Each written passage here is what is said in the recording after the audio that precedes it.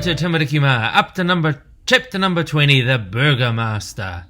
Our family have found a pretty safe haven on a farm on their way to Switzerland, a German farm, and let's find out what they get up to. Kurt Wolf's farm was high up in the Bavarian hills, not very far from the Czechoslovak border. The hills were thickly wooded right to the top, and between them the river Falken came racing, twisting down on its way to join the Danube. A road passing through the fields at the foot of the farm, northwards towards Berlin, southwards to the plains beyond the Danube. A few miles downstream was the village of Bodding, where each day the burgomaster received his unwelcome orders from the American troops stationed there. He was a tall, thin man in late middle age, a scientist and social democrat, who had lived in retirement from the rise of the Nazis in 1933 till the Americans fished him out some months back. He was a shrewd and conscientious in a rather stupid way, but the anti-fraternization laws had soured him. He thought that Germans who were willing to cooperate with the Americans should be treated as friends, not as enemies. As go-between for his own people and the occupying power, he was answerable to both and invariably received more kicks than praise. In the eyes of the family, he was the devil himself. His present instructions were to round up all Polish and Ukrainian refugees in the area and dispatch them home in the American lorries provided. Most of them, and there were a considerable number lurking in the hills and villages, were only too glad to be going home. But there were some who, like the family, had their reasons for not returning. It was up to them to keep clear of him, for orders were orders and must not be disobeyed. So the farmer had offered to keep the family with him till the scarce was over. They were only too pleased to accept, for they had quickly found out that, however much thunder there might be in his words, there was a little in his heart, and his wife cared for them as if they were her own family. Jan, who the farmer always referred to as the ex-convict, was particularly happy. He said that life on the farm was every bit as good as his week in prison. He had regarded this as an achievement, and Ruth had quite failed to shake his pride in it. He made friends with an elderly and languishing mongrel dog named Ludwig. Until his arrival, he had lain dopely in the sun all day, resenting any attention shown to it. To anyone who did not know Jan, the vitality and devotion which he managed to coax out of the half-dead creature was astonishing. It followed him all over the farm, wherever he happened to be working. He worked hard and with enjoyment. Nevertheless, like the others, when the lorries of cheering home-going refugees swept past the road each evening, he was careful to be kept out of sight. He, too, was afraid of the shadow of the burgomaster. Once the burgomaster paid a surprise visit, but the noise of his jeep rattling up the drive was warning enough, and they managed to reach the attic just in time. They lay there in the dust, all four of them, till he had gone. To their annoyance, the attic window was blocked up, so they failed to get a peep at him. Later, when they were down in the parlour, Jan pointed to a man's photo on the mantelpiece and said, "Does the burgomaster look like that?" "Oh no," said Frau Wolf. "He's not handsome or as young as that." "Would he shoot us if he found us here?" said Bronia. "He'd be more likely to shoot me for hiding you here," said the farmer. "He's such a poor shot he'll probably hit you by mistake.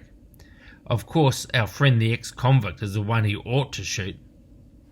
"Let's talk about something more cheerful," said Ruth. She was admiring the smiling face of the young man in the photo. She asked who it was. "That's my elder son," said Frau Wolf, without looking up from her knitting. "Father took the photo on his last leave, before he went overseas." "You never told us you had children," said Edith. "We haven't," said Frau Wolf. "Hans was killed in the desert in a place called Trebuk. Rudolph, he's in the other photo, standing at the back in uniform. Rudolph died later, fighting to keep the Russians out of Warsaw." "You mean he was in General Model's army?" said Edith. "Yes. We might have seen him," said Jan, who was peering intently at the figure in the photo. "They all wore uniforms like that. They used to hide in the ruins and take pot shots at us if we dared to come out of our rabbit holes. We hated them. I liked them, said Bronia. They gave me sweets. That was the Russians. You've got the wrong army, said Jan. Some of the Germans were nice, said Ruth, especially in the early days of the war. Jan looked at Frau Wolf, quietly intent in her knitting, then at the farmer whose eyes had gleamed of sadness he had not seen before, then back to the photo. That there could be any connection between these homely folk and the soldier in the photo was beyond his understanding.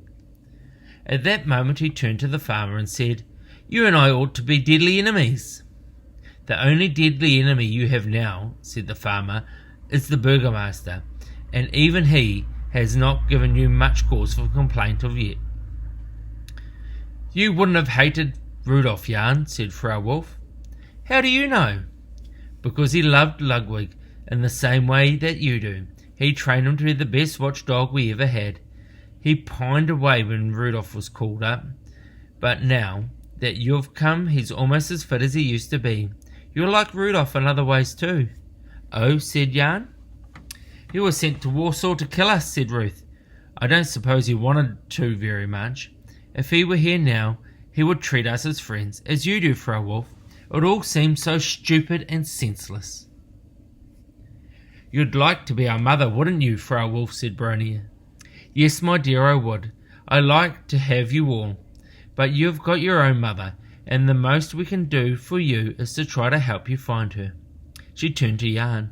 "You have no mother, Jan. Would you like to stay here?" "Yes, I would, because of Ludwig. But I'd rather go with Ruth. Anyway, the sword wouldn't let me stay here, however much I wanted to." "What sword?" said Frau Wolf. Having mentioned the sword, there was nothing for it but to go and fetch it from his treasure box. "It's beautifully made," said Frau Wolf. "Where did you get it?" He told her how Joseph Beliski had given it to him long ago, how Ruth had discovered it, and how it had been ever since a pledge that Joseph was still alive and waiting for them, how when their spirits flagged it gave them hope and inspired them to go on. Then he put it on the mantelpiece beside the photo of Rudolph, and a shaft of sunshine from the window caught it and made the silver blade sparkle. Next day, Edek and the ex-convict were stoking hay together when a jeep swept past on the road, throwing up a cloud of dust behind it. It was travelling twice as fast as it should have been, and just vanished behind a clump of trees, when there was a loud explosion, a grinding of gears, a yell, then silence. "He must have hit a tree," said Jan. "It's a tyre burst," said Edek. "Come on, we'd better go and help." Someone called out, "He may be hurt." "No, you don't know who it might be, Edek. Come back." But Edek was halfway across the field already. He ran through the corpse and found the car between two trees, at right angles to the road. The windscreen was cracked and a middle-aged man was fumbling with one hand at the door catch and wiping blood from his forehead. "Tyre burst," he said, and stumbled out. "Flung me right off the road." He knelt down by the front wheel. "Covers ripped right through." "Are you all right?" asked Edek in German. Yes, have you a handkerchief? This one's getting rather messy." "Afraid I haven't," said Edek. "Never mind, I'll manage with this." The cut was not too deep, and after a minute or two the blood was flowing more slowly. Together they checked the jeep for damage. Apart from the tyre burst and the cracks in the corner of the windscreen, where it had struck a branch, there was nothing else. "Today of all days, I'm in such a hurry," the man explained. "I'll help you change the wheel," said Edek. Anxious to help, Edek forgot to be suspicious, and he set to work with the brace to unfasten the spare wheel, while the man, his handkerchief pressed to his forehead, stood by and watched. Out of the corner of his eye, Edek stole a glance at him, and knew at once it was the Burgomaster. The thought did not worry him duly, for his German was sound enough to pass most tests. "Working for Kurt Wolf?" the man asked. "Yes, he takes an extra help at this time of year." "I thought all the refugees had gone." Edek started to cough. The effort to lift the spare wheel was from its casing was too strenuous. The man threw down the blood-soaked handkerchief and heaved off the wheel. "You take a rest," he said. Just then Ludwig turned up, and that meant Jan was somewhere around. Wagging his tail, he licked Edek's hand. The man was jacking up the damaged wheel. Eric felt something drop to his feet. An acorn. He looked up and saw Jan high up in the leafy branches, making frantic signs at him. "Where do you come from?" asked the man as he unscrewed the nuts. "The north." "Oh, I took you for a refugee. Can you give me a hand with the spear? I seem to have wrenched my arm a bit." Eric tried, but the effort made him cough again.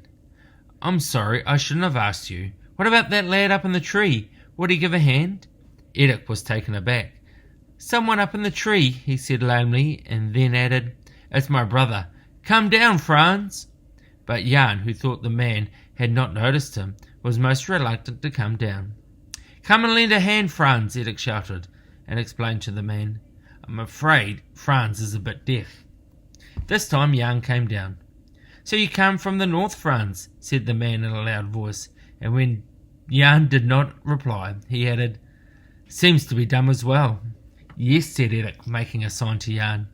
Jan took his clue, acting blank and stupid, while he helped the man heave the spear wheel on. Eric thought he was overdoing it, with his vacant looks and his gurgling noises, but the man did not seem to notice anything unusual. The wheel was on and the man ready to drive off. Eric was congratulating himself on the success when suddenly Brony arrived on the scene and spoke to them in Polish. Eric tried to cover it up by replying in German. He was surprised that the man still took no notice. Switching the engine on, the man thanked the boys profusely for their help, backed the jeep on to the road and drove off. "You're a couple of worm-eaten lunatics," said Jan feelingly. "What did you want to climb into that tree for?" said Eric. "To warn you it was the burgomaster." "I knew that. Even a worm-eaten lunatic could tell that. Anyway, I think we got away with it." "That's what you think," said Jan. Okay, a lot of work to do today. We've got 5 questions and then a map to draw. You might have to go back into the chapter to have another look at and read the description from the beginning of the chapter to draw a map of the farm. For some of you who live on farms, you'll better use your prior knowledge about how farms work and what farms look like to see if you can add anything that is missing. And you might have to do a little bit of research about what farms were like in the 1940s. They certainly didn't have big cow sheds and things that we do now. Have a go. I'm really looking forward to seeing it. And don't forget to send through your work.